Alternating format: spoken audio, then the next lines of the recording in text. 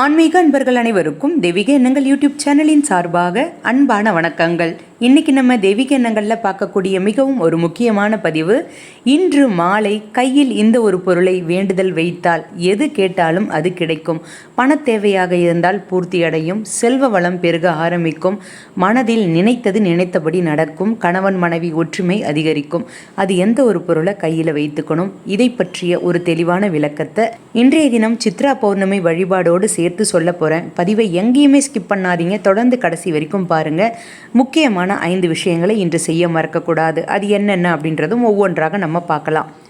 தெய்வீக எண்ணங்கள் சேனலை இப்போ தான் நீங்கள் முதல் முறையாக பார்க்குறீங்கன்னா கீழே இருக்கிற சப்ஸ்கிரைப் பட்டனை கிளிக் பண்ணிக்கோங்க, பக்கத்தில் இருக்கிற பெல் பட்டனையும் கிளிக் பண்ணிக்கோங்க. தினம்தோறும் ஒரு ஆன்மீக தகவல் கொடுக்குறேன், அது உடனே நோட்டிஃபிகேஷனாக வரும், நீங்களும் பார்க்கலாம். மாதந்தோறும் வரக்கூடிய பௌர்ணமி ரொம்ப ரொம்ப விசேஷம். அதிலேயுமே ஆண்டிற்கு ஒரு முறை வரக்கூடிய மிகவும் அதிசக்தி வாய்ந்த ஒரு நாள், பிரபஞ்ச சக்திகள் அதிகமாக இருக்கக்கூடிய ஒரு அற்புதமான ஒரு நாள்னா அது இந்த சித்ரா பௌர்ணமி நாள் தான். இந்த சித்ரா பௌர்ணமி நாளன்று நீங்கள் எந்த ஒரு வேண்டுதல் வைத்தாலும் அது உடனே நடக்க ஆரம்பிக்கும். எந்தெந்த தெய்வங்களை நீங்கள் வழிபாடு செய்தாலும் சரி, பல நன்மைகள் உங்களுக்கு கிடைக்கும். அதை பற்றி தான் இன்றைய பதிவில் நம்ம பார்க்க போகிறோம். மிகவும் ஒரு முக்கியமான ஒரு வழிபாடு. முதலாவதாக குலதெய்வ வழிபாடு தவறாமல் செய்யுங்க. சில பேருக்கு பார்த்திங்கன்னா குலதெய்வ வழிபாடு செய்கிறதுல தடைகள் இருந்துக்கிட்டே இருக்கும். கோவிலுக்கு போகணுன்னு நினைத்தா போக முடியாது. குலதெய்வத்திற்காக நம்ம ஏதாவது செய்யணும்னு நினைத்தா அதில் தடங்கல்கள் வந்துக்கிட்டே இருக்கும். அதனால் குலதெய்வத்தின் சாபம் நமக்கு நீங்குவதற்கு, குடும்பத்திற்கு குலதெய்வத்தால் நன்மை ஏற்படுவதற்கு, இந்த மாதிரியான பிரச்சனைகள், அதாவது கோவிலுக்கு போக முடியல, எங்களுக்கு குலதெய்வத்திற்கு எதுவும் செய்ய முடியலன்னு சொல்கிறவங்க நாளைக்கு குலதெய்வ கோவிலுக்கு போக முடிந்தால் குடும்பத்தோடு போயிட்டு பொங்கல் வைத்து அந்த கோவிலிலேயே அமர்ந்து நீங்கள் அந்த பொங்கலை சாப்பிட்டு, சக்கரை பொங்கல் வைத்து அந்த பொங்கலை சாப்பிட்டு உங்களுக்கு எது எல்லாம் நல்லது நடக்கணுமோ அதை நினைத்து வேண்டுதல் வைத்து விட்டு வந்தால் அது சீக்கிரமாக நடக்க ஆரம்பிக்கும். குலதெய்வத்தினுடைய அருள் பரிபூரணமாக உங்களுக்கு கிடைக்கும் அப்படின்றதுல எந்த ஒரு சந்தேகமும் கிடையாது. இது வரைக்கும் நடக்காது அப்படின்னு நீங்கள் நினச்சிக்கிட்டு இருந்த விஷயம் கூட சீக்கிரமாக நடக்க ஆரம்பிக்கும். அடுத்தது மிகவும் முக்கியமானது, சித்ரா பௌர்ணமி அப்படின்னாலே சித்திரகுப்தரை வழிபாடு செய்வதற்கு ஒரு அற்புதமான ஒரு நாள்.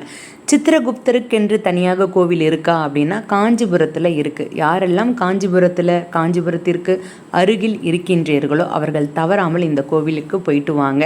சீக்கிரமாக உங்களுக்கு திருமண வைபவம் நடக்கணும்னு நினச்சிக்கிட்டு இருந்தீங்கன்னா அது நடக்க ஆரம்பிக்கும். வாழ்க்கையில் கேது தோஷத்தால் பாதிக்கப்பட்டு இருக்கிறவங்க, எந்த ஒரு நல்லதும் எனக்கு நடக்க மாட்டேங்குது அப்படின்னு சொல்கிறவங்க தவறாமல் சித்திரகுப்தனை வழிபாடு செய்யணும். வாழ்க்கையில் எந்த ஒரு சுகமும் எனக்கு அனுபவிக்க முடியல, ரொம்ப கஷ்டமாக இருந்துக்கிட்டு இருக்குன்னு சொல்கிறவங்க இன்றைய தினம் சித்திரகுப்தர் வழிபாடு நீங்கள் செய்தால் நல்லது.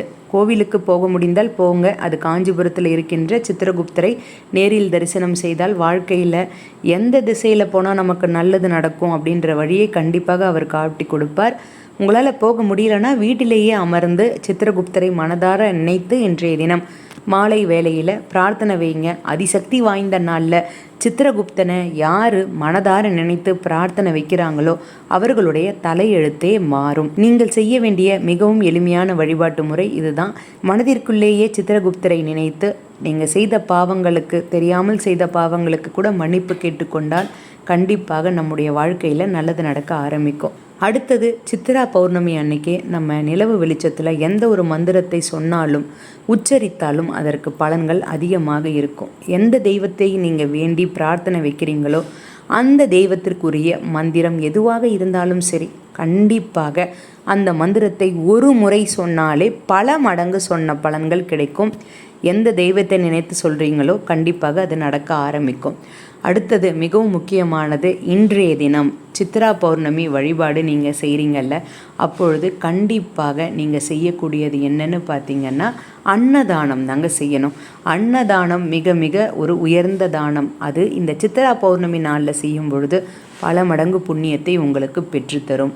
சித்ரா பௌர்ணமி நாளில் உங்களால் முடிந்தால் அன்னதானத்தை செய்யுங்க. பெரிய அளவில் செய்ய முடியலனா கூட நீங்கள் கொஞ்சமாக பார்த்திங்கன்னா சர்க்கரை பொங்கலோ தயிர் சாதமோ யாருக்காவது நீங்கள் கொடுங்க. அப்படி இல்லைன்னா ஒரு மரத்திற்கு அடியில் ஒரு பச்சரிசி எடுத்துகிட்டு போய் வச்சுட்டு வந்தீங்கன்னா அதை சாப்பிட்ற அந்த உயிரினங்கள் கண்டிப்பாக நம்முடைய கர்ம வினைகளை குறைக்க வழிவகுக்கும் அப்படின்னு சொல்லலாம். பௌர்ணமி திதினாலே சத்யநாராயண பூஜை நம்ம செய்வோம். தீராத கடன் சுமையில் இருக்கிறவங்க கண்டிப்பாக வீட்டில் சத்யநாராயண பூஜையை செய்யுங்க. வசதி இல்லைன்னு சொல்கிறவங்க வீட்டு பக்கத்தில் இருக்கிற பெருமாள் கோவிலில் நடக்கின்ற சத்யநாராயண பூஜையில் கலந்துக்கோங்க. அதே போல் ஜாதகத்தில் பிரம்மஹத்தி தோஷம் இருக்குன்னு சொல்கிறவங்க இந்த பௌர்ணமி நாளில் சந்திர பகவானையும் சித்திரகுப்தனையும் வழிபாடு செய்யணும். அப்படி நீங்கள் வழிபாடு செய்தீங்கன்னால் பல புண்ணியங்கள் கிடைக்கும். முக்கியமாக பார்த்திங்கன்னா பௌர்ணமி நாளே ஈசனும் அம்பாளும் நமக்கு ஞாபகத்துக்கு வரும். அவர்களை வழிபாடு பண்ணணும். அதனால் இந்த நாளில் ஈசனையும் அம்பாளையும் நினைத்து வழிபாடு செய்யுங்க. கண்டிப்பாக நீங்கள் எந்த விஷயம் கேட்குறீங்களோ அது கிடைக்கும். மாலை நேரம் ஒரு 6:30 மணிக்கு மேலே கையில் பச்சரிசி வைத்து கொண்டு அதற்கு மேலே ₹1 நாணயத்தை வைத்து 2 கைகளை ஏந்தியபடி சந்திர பகவானிடம் நீங்கள் பிரார்த்தனை வைங்க. அந்த சந்திரனை பார்த்து, அந்த பௌர்ணமி பிரகாசமான நிலவு வெளிச்சத்தை பார்த்து பிரார்த்தனை வைங்க. குடும்பத்தில் பணக்கஷ்டம் தீரணும், செல்வ வளம் பெருகணும்னு பிரார்த்தனை வைங்க.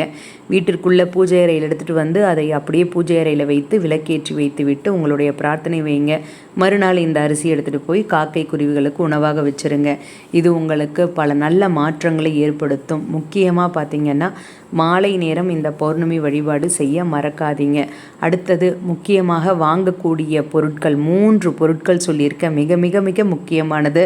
அந்த பொருட்கள் என்ன அப்படின்றதும் நம்ம சேனலில் பதிவுகள் இருக்குது, பார்த்து பயன்பெறுங்கள். வாழ்க வளமுடன். ஓம் நமோ நாராயணாய. இன்றைக்கி நான் கொடுத்த இந்த தகவல் உங்களுக்கு பயனளிக்கக்கூடியதாக இருக்கும்னு நான் நினைக்கிறேன். இந்த வீடியோ பிடிச்சிருந்தால் லைக் பண்ணிக்கோங்க. உங்களுடைய நண்பர்களுக்கும் உறவினர்களுக்கும் ஷேர் பண்ணுங்கள். அவர்களும் இதன் மூலமாக பயன்பெறட்டும். தெய்வீக எண்ணங்களில் இதே மாதிரி நிறைய ஆன்மீக தகவல்கள்லாம் இருக்குது, தவறாமல் பாருங்கள். இன்னும் நீங்கள் தெய்வீக எண்ணங்கள் சேனலை சப்ஸ்கிரைப் பண்ணாமல் இருக்கீங்கன்னா கீழே சப்ஸ்கிரைப் பட்டன் இருக்குது, சப்ஸ்கிரைப் பண்ணிக்கோங்க. பக்கத்திலே பெல் பட்டன் இருக்குது. தினமும் கொடுக்கக்கூடிய ஆன்மீக தகவல் உடனே நோட்டிஃபிகேஷனாக வரும், நீங்களும் பார்க்கலாம்.